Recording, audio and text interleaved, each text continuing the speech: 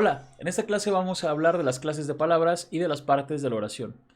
Este tipo de reglas, de las que ya hablamos en la lección aquí arriba, se conocen popularmente como gramática. Bueno, no popularmente, sino que ese realmente es su nombre, gramática. También se le conoce como morfosintaxis, es decir, la combinación entre la disciplina morfológica que se ocupa de las partes de la palabra, es decir, cómo se conforman las palabras, y la sintaxis que se ocupa del orden que tienen las palabras en el discurso. Eso desde luego no tenemos que aprendérnoslos. Esto no es una clase de lingüística, sino que simplemente nos vamos a valer de esto para tener una buena redacción. ¿Por qué es importante considerar las cuestiones gramaticales? Pues porque cuando nosotros leemos un discurso, porque generalmente estamos hablando del discurso escrito, a veces es difícil entenderle al otro, ¿no? Sobre todo cuando nos mandan mensajes de texto, hay gente que no redacta bien o cuando nos entregan cartas, documentos, escritos, lo que sea. Yo he visto en juzgados a pasantes de derecho a los que le regresan una y otra y otra y otra vez las demandas porque están mal redactadas. Entonces esto no nada más es para abogados, esto es para todo el mundo, pero hay que considerar que es básico que un profesionista sepa redactar bien. ¿Por qué digamos que si desde que nuestros padres nos enseñan a hablar, nosotros podemos comunicarnos de manera eficiente con los demás? Porque la oralidad es diferente, la oralidad es más automática, hay menos cosas que pensar y además de eso, a la oralidad le ayudan mucho los elementos paralingüísticos, es decir, los movimientos de las manos, los ademanes, los gestos, eso también nos sirve para comunicarnos. Pero cuando estamos hablando de escritura, las cosas cambian definitivamente, ¿no? Por eso es que hay que considerar ¿cuáles son las normas gramaticales? Los principios básicos. La gramática es muy extensa. No nos vamos a volver expertos en esto, sino que simplemente vamos a ahondar en las cosas más importantes para poder hablar de lo otro, de lo que sigue, que es de las propiedades textuales, es decir, la cohesión, la coherencia, que tiene todo que ver con ese tema. Bien, vamos a empezar por clasificar a las palabras. Ya vimos la definición de palabra. La palabra es la parte más pequeña en la que se puede descomponer el discurso. No hay ningún problema con eso. Es decir, dado un discurso, lo partimos en pedacitos que tengan significado. La parte mínima en la que vamos a partir, esas son las palabras. Y las palabras se dividen, bueno, más bien se clasifican en 9 categorías, que son los sustantivos, los adjetivos, los verbos, los pronombres, los artículos, las preposiciones, los adverbios, las conjunciones y las interjecciones. Ahora, ¿en qué se basa esta clasificación? En la forma que tienen estas palabras y en cómo se pueden usar en el discurso, que eso es básicamente lo más importante, ¿no? Ahora hay que considerar justamente cuáles son las reglas en el uso de las palabras, porque eso también tiene que ver con la redacción, con la correcta redacción. Ya les digo, si alguien se equivoca al hablar, todo el mundo se equivoca al hablar, todo el mundo se puede trabar, eso tiene su explicación. El cerebro funciona básicamente a la velocidad de la luz, funciona con electricidad. El área de Broca, que es donde está alojada la lengua, es muy rápida y la boca no es tan rápida como la mente. Por eso es que suceden esas cosas. Entonces, en la oralidad eso es muy común, ¿no? Que uno se confunda, no pasa nada porque el otro está enfrente de ti, te puedes autocorregir en el momento, pero cuando estás en un escrito definitivamente no te puedes estar autocorrigiendo. El escrito tiene que ser un mensaje muy concreto, que no tiene cabida al error, por lo menos en textos académicos, en textos importantes, ya no lo vean nada más por la cuestión académica, sino por la cuestión profesional en general. Un día van a tener que redactar cosas, contratos, anuncios, exposiciones, lo que sea, cartas, oficios, cualquier cosa, y todos estos documentos tienen que tener sus propiedades textuales adecuadas. Sí, porque ya les digo, en la oralidad nos podemos autocorregir, en el momento, en la escritura no. Entonces, las palabras se clasifican en dos tipos, esto es importante considerarlo. Hay palabras que van a variar, como los sustantivos, los adjetivos, los pronombres, los artículos y los verbos, y otras que no son susceptibles de variar, es decir, que siempre tienen la misma forma. Siempre tienen la misma forma las preposiciones, siempre tienen la misma forma las conjunciones, siempre tienen la misma forma los adverbios y siempre tienen la misma forma las interjecciones. No son susceptibles de variar. Los sustantivos sí, los adjetivos también varían, los pronombres varían, los artículos varían y los verbos varían. ¿A qué nos referimos con eso de variación y por qué hay que considerarlo? Muy fácil. A esto. Vamos a hablar de cada una de las clases de palabras y después vamos a hablar de a qué nos referimos con variación.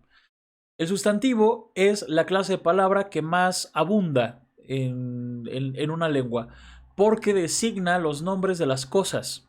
Todas las cosas cuanto existen en el mundo tienen un nombre, ¿no? Las cosas reales, incluso las cosas imaginarias, las cosas abstractas, cosas que son palpables, cosas que no se pueden tocar, que no se pueden palpar, todo tiene un nombre. Entonces, esos nombres son los sustantivos. Por ejemplo, este bicho de acá se llama perro, eso es un nombre. Esta cosa de acá que puedes encontrar en un parque, esto se llama flor. Aquí está el apellido Ronaldo o el nombre Ronaldo, eso es un nombre, pero este objeto también tiene un nombre, se llama camiseta. Y este ser, que desde luego que no existe, pero tiene un nombre, hada. ¿Sí? Entonces todo tiene un nombre. Los sentimientos, las situaciones, los lugares, las personas, los animales, las bacterias, todo tiene nombre. Esos son los sustantivos. ¿Sí? Entonces designa eso, los nombres, y pueden variar en género, es decir, pueden cambiar de masculino a femenino. Por ejemplo, acá puedes decir perro y perra, pero hay otros que no son susceptibles de variar en género. Por ejemplo, la flor siempre va a ser flor en femenino. No hay manera de decir el flor, es decir, no lo puedes decir en masculino. Y así habrá otros nombres, por ejemplo, que sí sean susceptibles de cambiar a femenino. Por ejemplo, la palabra chocolate no se puede decir en femenino. Pero en la palabra María y tienes Mario, en Juan tienes Juan y tienes Juana, y así, ¿no? Entonces son susceptibles del cambio en cuanto a género. Puede variar de femenino a masculino, pero no siempre. No todas las palabras, no todos los sustantivos son susceptibles de cambiar en género. Y también pueden variar en número, es decir, las podemos decir en singular y plural. Tú puedes decir chocolate o chocolates, puedes decir perro o perros, puedes decir flor o flores. Eso es el número, singular o plural. Si hablas de una sola cosa o si hablas de dos o más, eso es el singular y el plural. ¿Sí? Entonces el sustantivo es una palabra variable y es lo que más abunda en una lengua porque designa los nombres de las cosas. Y todas las cosas tienen nombre. Ahora, la siguiente palabra son los adjetivos. Los adjetivos son las palabras que modifican o determinan a los sustantivos. ¿Cómo que los modifican o los determinan? A veces cuando nosotros estamos hablando de una cosa, no solamente hace falta nombrarla, sino a veces hace falta decir cómo es. Entonces nos podemos ayudar de esas palabras que nos sirven para expresar las características, cualidades o accidentes del adjetivo. ¿A qué nos referimos con accidente? No tiene nada que ver con choques de autos, ni con caídas de aviones, ni nada de eso. Accidente en gramática nos referimos a cómo cambia una palabra, es decir, cómo cambia en género y número. Ese es el accidente. Y entonces los adjetivos, como van a modificar a los sustantivos, los van a determinar, también son variables en género y número. ¿Sí? Es decir, tiene que haber una concordancia y esto es regla de oro en la redacción. Tiene que concordar el adjetivo que tú le pongas al sustantivo. Si el sustantivo es masculino, el adjetivo que le pongas tiene que ser masculino. Si tomas un sustantivo femenino, el adjetivo también tiene que estar en femenino. Lo mismo pasa con el singular y el plural. Si el sustantivo es singular, el adjetivo tendrá que ser singular. Si el sustantivo es plural, el adjetivo tendrá que ser plural también. Eso se llama concordancia. Y faltas en la concordancia son faltas en la redacción. Entonces, eso siempre hay que tomarlo muy en cuenta. En gramática, la regla de oro es la concordancia. Debe concordar lo masculino con lo masculino con lo masculino, lo femenino con lo femenino, lo singular con lo singular y lo plural con lo plural. ¿Sí? Ahora, hace ratito vimos ejemplos de sustantivos, ¿no? Todos los nombres de todas las cosas. Ahora, ¿cuáles son los adjetivos? Por ejemplo, la palabra precioso es un adjetivo, expresa una característica. La palabra mío también es un adjetivo. Y, ¿qué otra cosa? La palabra bonito, los colores también son adjetivos. Por ejemplo, este micrófono es negro, entonces la palabra negro es un adjetivo. Podemos decir inteligente, bonito, feo, precioso, guapo, feo, sabio. Esos son adjetivos, son características, ¿sí? Ahora, los adjetivos suelen clasificarse también. Esa clasificación realmente no nos sirve para ahondar tanto en este tema. Simplemente aquí hay algunas muestras.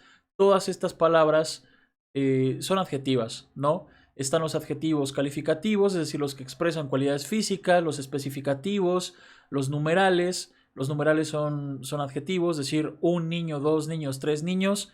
El numeral, un, dos, tres, esos son adjetivos también, porque están determinando cuántos niños son. O sea, cuántas cosas estamos contando. También los demostrativos, este, eso, aquellos, esta, este, eso también es adjetivo.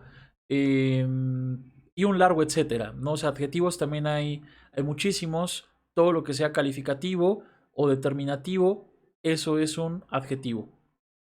Ya les digo que esta clasificación existe, de hecho hay varias, esta no es la única, pero bueno, nosotros podemos tomar cualquiera y en realidad ese no es el tema central, sino que lo central es aprenderlo de la concordancia. Ahora mismo lo urgente es saber que el adjetivo tiene que concordar en género y número con el sustantivo al que determine. Hasta ahí, eso es lo único que nos sirve. Ahora, ¿qué cosa es un pronombre? El pronombre es otra de las clases de palabras. Como su nombre lo dice, pronombre, lo que va en lugar del nombre. Eso quiere decir que va a ser la palabra que sustituya a los sustantivos. O sea que si yo, por ejemplo, estoy redactando y para no perder la cohesión del texto y para no estar repitiendo la misma palabra, yo puedo quitar esa palabra y poner el pronombre necesario. Por ejemplo, si yo estuviera hablando de Juan, no estoy haciendo un texto en el que estoy narrando algo sobre Juan, pero ya dije su nombre 5 veces en una página. Entonces ya fue mucho repetir la palabra Juan. Puedo cambiarla por el pronombre correcto que sería él, porque Juan es un masculino singular, entonces el pronombre será él. Y así ya puedo alternar y ya no tengo que estar repitiendo Juan a cada rato. Y lo mismo con cualquier palabra, básicamente todos los sustantivos se pueden cambiar en un texto, en un discurso, por el pronombre adecuado, ¿sí?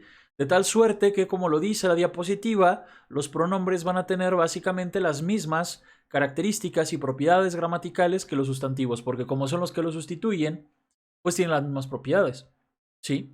Entonces van a variar también en género y número algunos, porque por ejemplo, el pronombre yo no tiene género, ¿sí? Yo se puede referir a un hombre o a una mujer, es la primera persona. El tú tampoco tiene género, cambia hasta la tercera persona cuando es él o ella, ¿sí? También varía el nosotros y nosotras, o ellos y ellas. Pero por ejemplo, la segunda persona del plural, ustedes, tampoco tiene género. Simplemente expresa número. Entonces eso depende. Depende del tipo de pronombre, será la variación que tenga. Aquí está la lista de pronombres del español. Tenemos los pronombres que se usan en posición de sujeto, los que se usan en posición de complemento directo, los que se usan en posición de complemento indirecto, los que se usan como reflexivos y los complementos de preposición. Eso también es una lista que no hay que aprendérnosla, es decir, no tiene razón de ser, porque esto no es un curso de español, esto es un curso de comunicación oral y escrita. Entonces vamos a tomar solamente lo importante. Lo importante es que ustedes reconozcan qué clase de palabra es el pronombre. Lo que nosotros usábamos para conjugar en la primaria, yo, tú, él, nosotros, ustedes, ellos, esos son los pronombres. Cuando los declinamos, es decir, los cambiamos de sujeto a objeto directo, en lugar de yo va a ser me, en lugar de tú va a ser te, en lugar de usted va a ser la, lo, en lugar de él va a ser lo, en lugar de ella va a ser la, y así con toda esta tabla que fácilmente se puede encontrar en internet, es decir, nadie tiene por qué aprendérsela de memoria, ¿sí? Eso déjenlo para las personas que damos clases de gramática o que tenemos esa especialidad, pues ahí sí no sabemos todo esto de memoria, pero para la redacción lo importante es simplemente saber qué cosa es un pronombre y que tienen las mismas propiedades que el sustantivo y que por lo tanto cuando estamos redactando, si ya repetimos muchas veces el sustantivo, lo cambiamos por un pronombre para que no suene repetitivo. ¿Sí? Esa es también una orientación acerca de la redacción. Ahora, los artículos. Los artículos son palabras muy pequeñitas, de hecho es una lista muy reducida. Son las clases de palabras que determinan a los sustantivos, sobre todo los marcan como sujetos de la oración.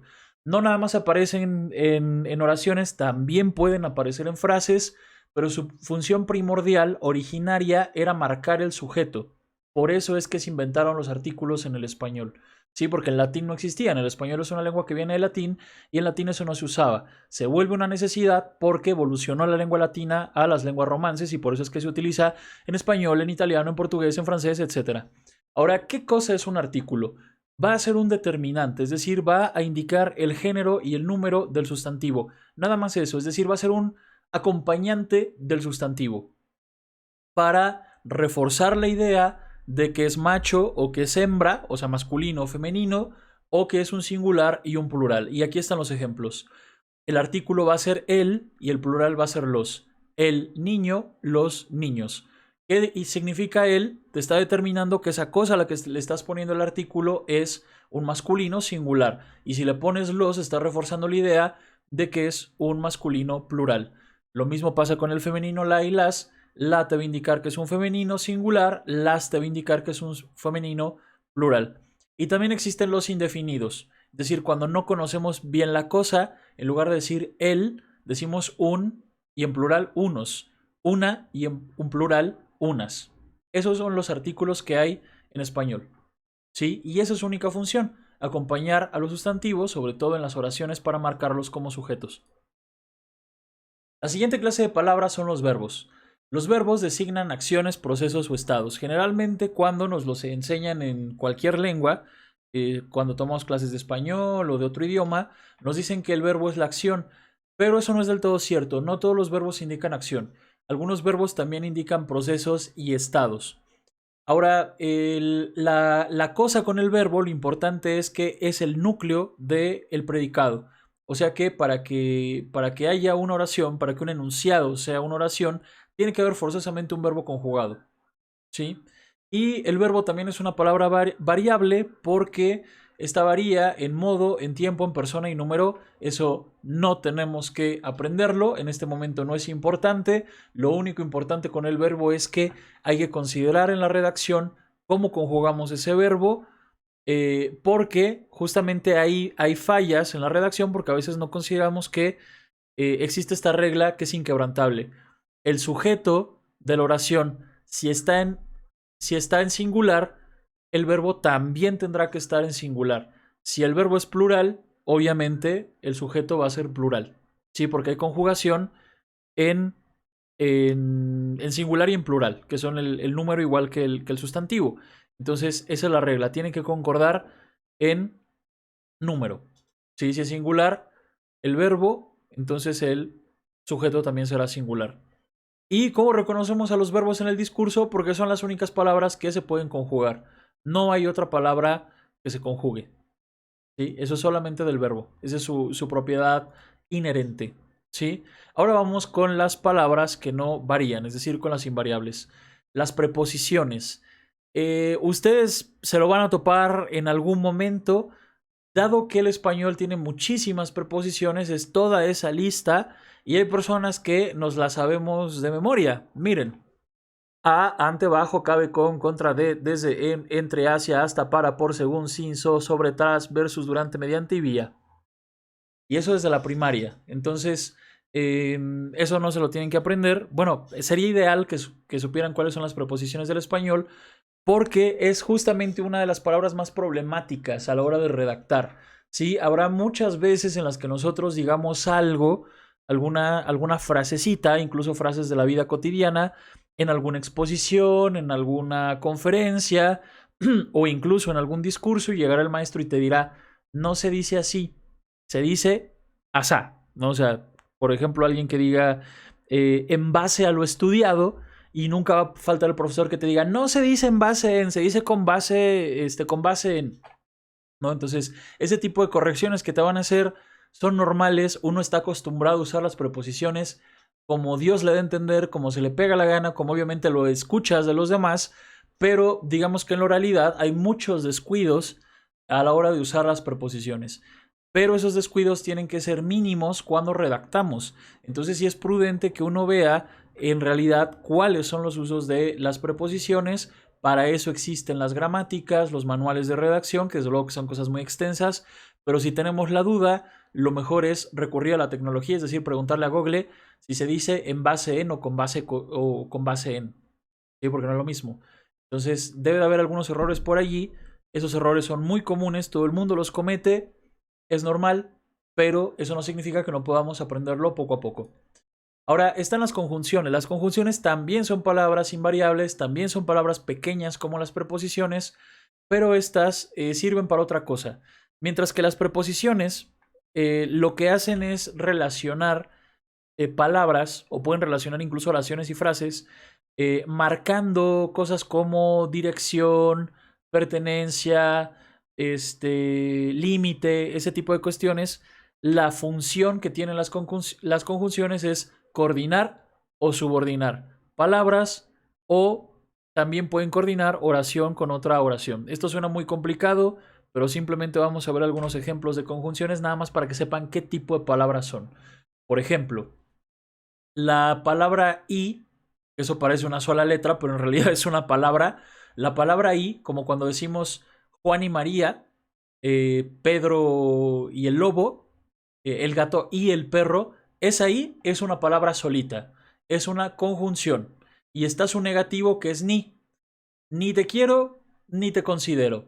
Eso es el i, pero en negativo, es para negar, ¿sí? Está también o, que también es una palabra, o estudias o repruebas. Esa o es una palabra, es una conjunción, ¿sí? Y hay otras, por ejemplo, pero, sino, más, pero ojo, es más sin acento, porque más con acento, eso es un adverbio. También está aunque, etcétera, ¿no? Aquí tenemos una lista, las podemos buscar en internet. También a veces hay algunos problemas con este tipo de palabras, entonces lo ideal siempre es, tenemos dudas en cómo se redacta, hay que ir a ver la gramática. Hay que ver la gramática, hay que consultar qué es legal en la gramática, o de menos preguntarle a Google, ¿sí? Porque obviamente aprenderse todas es bastante complicado, ¿no? Y ya les digo que tienen tantos usos, tantos casos, que lo mejor es que cuando tenemos duda hay que consultar. Para eso están los libros, para eso están los manuales, para eso están las gramáticas. Tenemos que considerar que nuestro cerebro tiene límites, nuestra mente tiene límites, y cuando no podemos aprender algo, lo mejor es ir a consultar, ¿sí? Ahora, también están los adverbios. Los adverbios son palabras invariables que modifican principalmente al verbo, pueden modificar otras palabras también, pero modifican más al verbo porque los adverbios suelen expresar tiempo, modo, lugar, negación, afirmación, cantidad. Y hay aquí algunos ejemplos. Por ejemplo, adverbios de tiempo está hoy, mañana, ya, ahora. De modo está rápidamente, frecuentemente y todo lo que termina en mente. Luego también están los de lugar, aquí, allá, allí.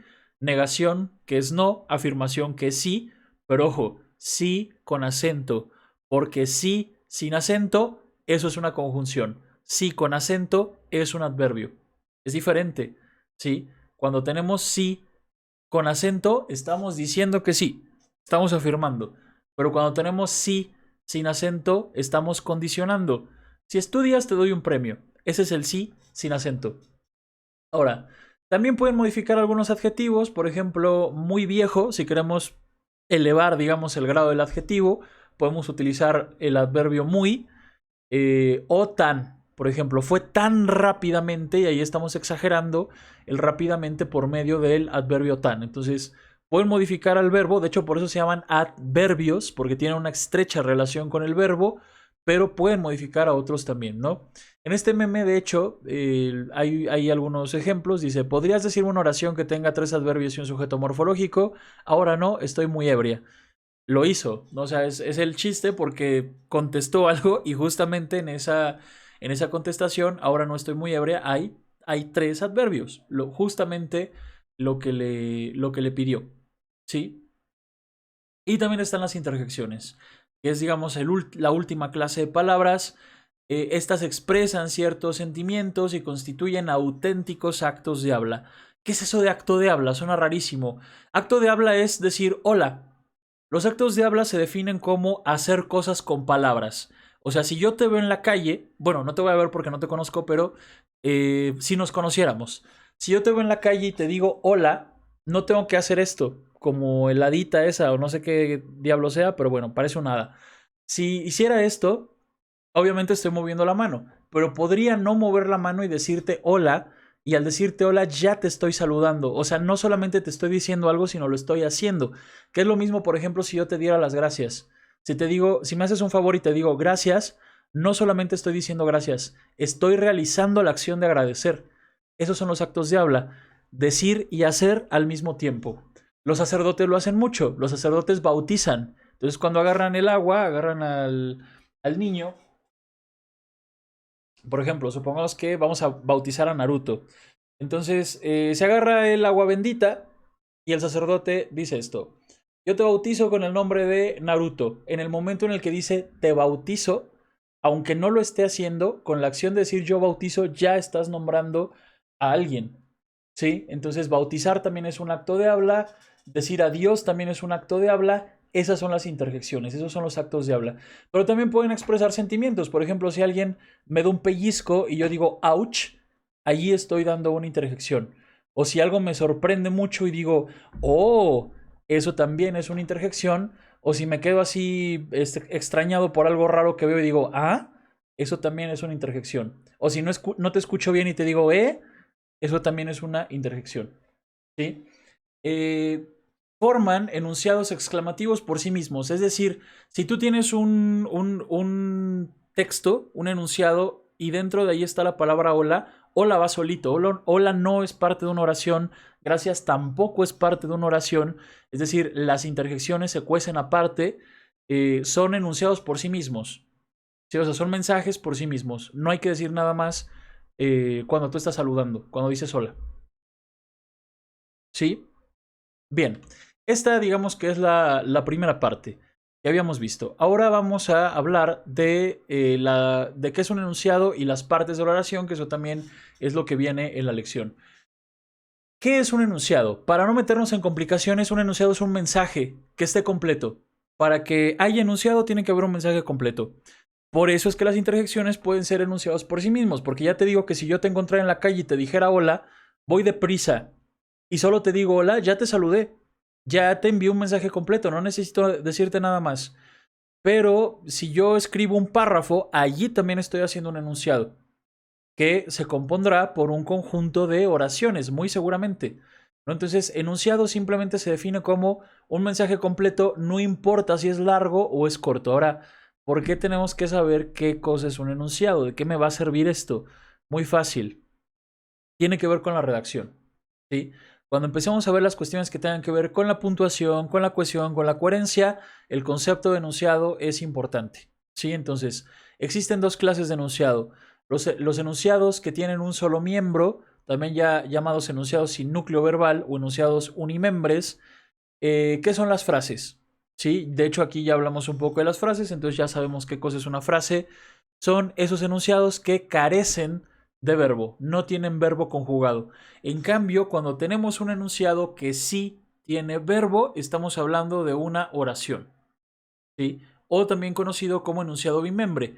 ¿Por qué se llama enunciado bimembre? La palabra bimembre viene de bi, que significa dos, membre, que significa miembro, o sea, dos miembros. ¿Cuáles son los dos miembros del enunciado? El sujeto y el predicado.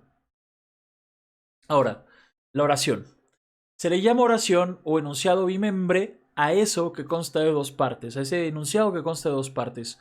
Su sujeto, que es la persona o cosa de la que tú estás hablando, y el predicado, que es lo que estás tú diciendo sobre esa persona o sobre esa cosa.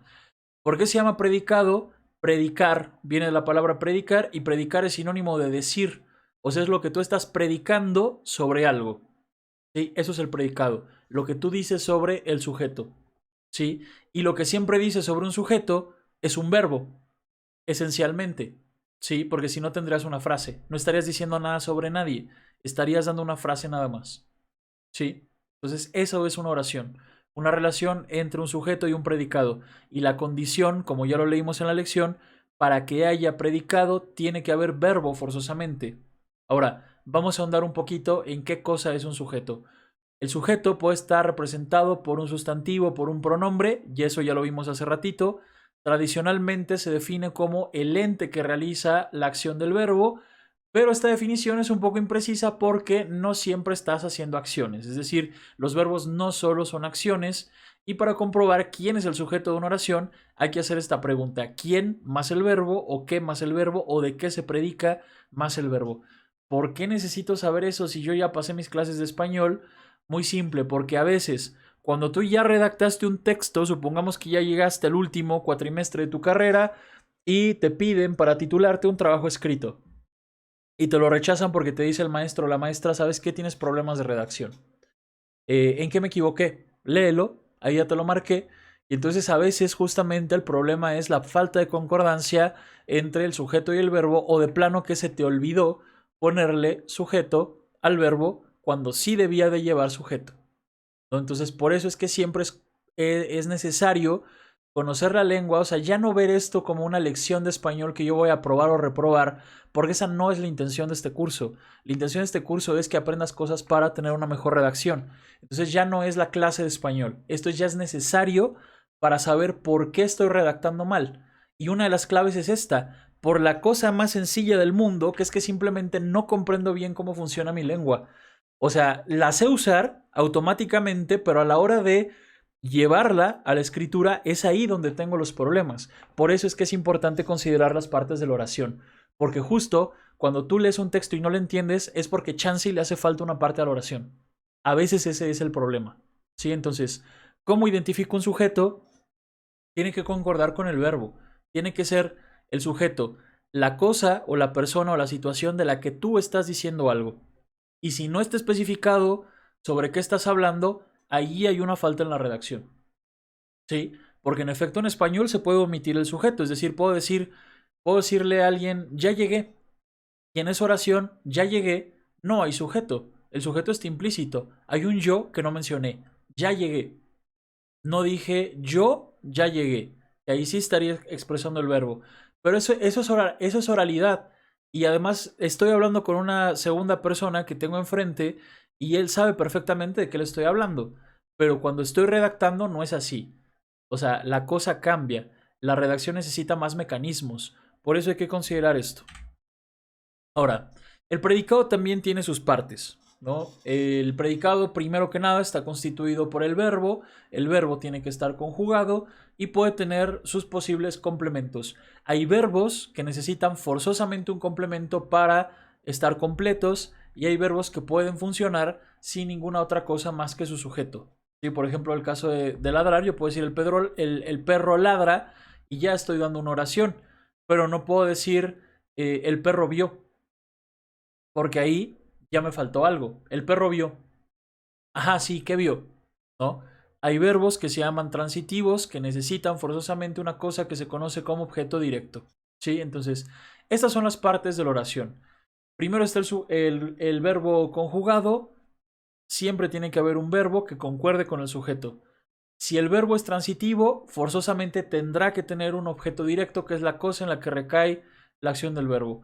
Puede haber un objeto indirecto, que ahorita vemos que ese es el beneficiado o perjudicado de la acción, el complemento circunstancial, y puede haber también un atributo.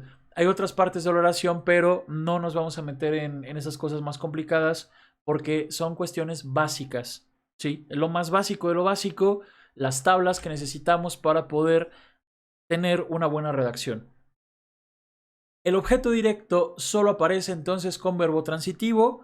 A los verbos transitivos les hace falta el complemento directo. Dicho de otra manera, esa acción tiene que recaer sobre algo o sobre alguien para estar completa. ¿Sí? Aquí tenemos algunos ejemplos. María lavó el patio. En la acción de lavar va a haber algo que tú lavas. Eso es la transitividad. Ese es el verbo transitivo. Lavar transita a el patio. Juan pintó la pared. Cuando en la acción de pintar siempre va a haber algo que pintes. Entonces el complemento directo o objeto directo de la acción de pintar es la pared. El niño compró galletas. En la acción de comprar siempre va a haber un objeto directo. En este caso, en el niño compró galletas, el objeto directo es galletas. Ahora, el objeto indirecto no es lo contrario al directo. No lo vean así porque obviamente directo e indirecto son antónimos. Pero en esta clasificación, en gramática, objeto directo y objeto indirecto no tienen nada que ver el uno con el otro, no son contrarios, no son antónimos. ¿Sí? Nunca le busquen que sea el antónimo, nunca le busquen que sea el contrario, no tiene nada que ver. El objeto indirecto simplemente es el beneficiado o perjudicado de una acción. ¿Sí? Por ejemplo, aquí tenemos María le pegó a Juan. En la acción de pegar va a haber un beneficiado o un perjudicado. En este caso el perjudicado es Juan. El sujeto es María. María le pegó a Juan. Les compramos regalos a los niños. en la acción de comprar regalos existe un beneficiado perjudicado que van a ser los niños. O le vendimos la casa al vecino, ahí también va a haber un beneficiado perjudicado, que en este caso va a ser el vecino. Ese es el objeto indirecto, beneficiado perjudicado. También está el complemento circunstancial, aquí arriba ya lo vimos también, es la parte de la oración en la que se indica la circunstancia bajo la que se lleva a cabo la acción verbal.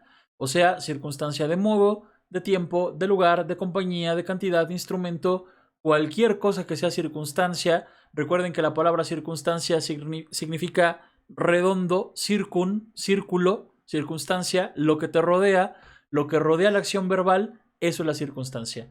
¿Qué rodea la acción verbal? El modo, el tiempo, el lugar, la compañía, la cantidad del instrumento. ¿Sí? Aquí hay algunos ejemplos de complementos circunstanciales. Mis padres viven en Chiapas. En Chiapas indica un lugar. Es el complemento circunstancial de viven. Los alumnos salieron rápidamente. Complemento circunstancial de modo está modificando a salieron. La manera en la que salieron. Llovió ayer. En la acción de llover sucede ayer, en un tiempo determinado. Este es el complemento circunstancial. ¿Sí? Ayer. María vino con Juan. Aquí hay una circunstancia de compañía. María no hizo su acción sola. Fue acompañada por Juan. Entonces Juan es su complemento circunstancial. Juan abrió la puerta con una tarjeta de crédito. Ahí, con una tarjeta de crédito, es el instrumento con el que se llevó a cabo la acción de abrir. Esto es complemento circunstancial. ¿Sí? Bien. Y también existe una parte de la oración que tienen algunos verbos llamados copulativos, que se refiere a los atributos. Es decir, a veces no ponemos los adjetivos de manera directa, o sea, no se los damos directamente a los sustantivos, sino que hay algunos discursos en los que se tiene que especificar la manera en la que nosotros estamos expresando esa característica sobre el sustantivo. Entonces lo que podemos hacer es usar un verbo que puede ser, estar o parecer para insertar una característica, es decir, decir algo sobre un sujeto mediante estos verbos. ¿Sí? Aquí hay algunos ejemplos. Si quiero relacionar doctora con María, necesito forzosamente el verbo ser. María es doctora. Doctora es el atributo de María. Juan parece preocupado. Si yo quiero relacionar preocupado con Juan, puedo utilizar el verbo parecer. ¿Sí? Preocupado es el atributo de Juan. Pedro está cansado. Cansado es el atributo de Pedro. ¿Sí? Bueno, dado que ya tenemos las partes de la oración, ahora sí podemos pasar a otras cuestiones que tienen que ver con la cohesión, la adecuación y la coherencia, pero antes de pasar allá tenía que quedarnos muy claro cómo es que funciona nuestra lengua. Que estén bien, hasta luego.